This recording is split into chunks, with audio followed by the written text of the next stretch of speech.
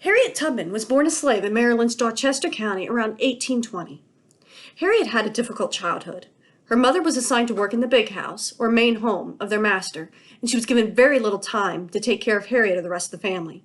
As a very young child, Harriet had to take care of her siblings mostly on her own. When she was 6 years old, Harriet was assigned the task of making sure that one of her owner's infant children stayed content and quiet throughout the day.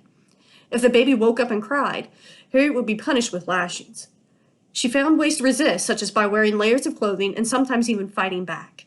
Still, Harriet faced serious abuse from her slave owner. In one instance, she was hit on the head with a metal weight, which caused her to have headaches, seizures, and powerful visions and dreams for the rest of her life.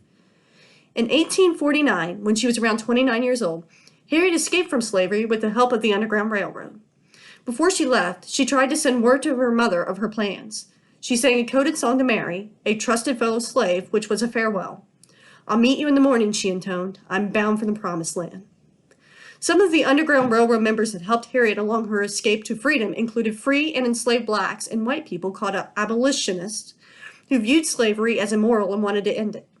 Tubman had to travel by night, guided by the North Star, and tried to avoid slave catchers eager to collect rewards for fugitive slaves. Harriet snuck from one Underground Railroad safe house to another until she eventually arrived in Philadelphia. After escaping, however, Harriet felt a calling to help as many of her friends and family escape from slavery as she possibly could. Altogether, Harriet made 13 dangerous trips back to the slave states and helped around 70 slaves escape to freedom.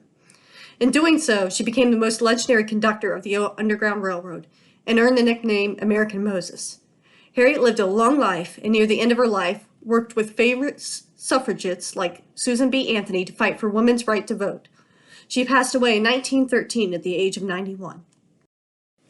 Please complete 3 of the following 5 exercises.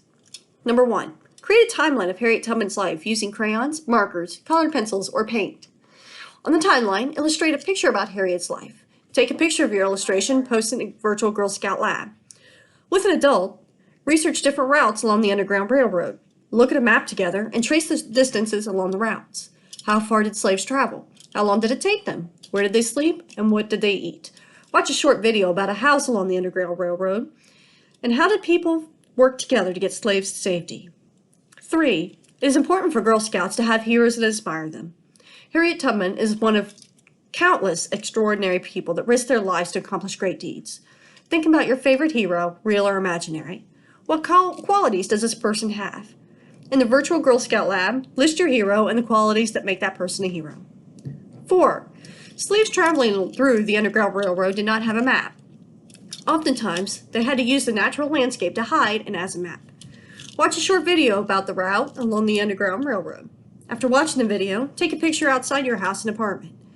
Post the picture in the virtual Girl Scout lab and write a short description about the picture. How would you describe the items in the picture so they can be used as a map? 5. In 2016, the U.S. Treasury announced that Harriet Tubman would be put on the $20 bill.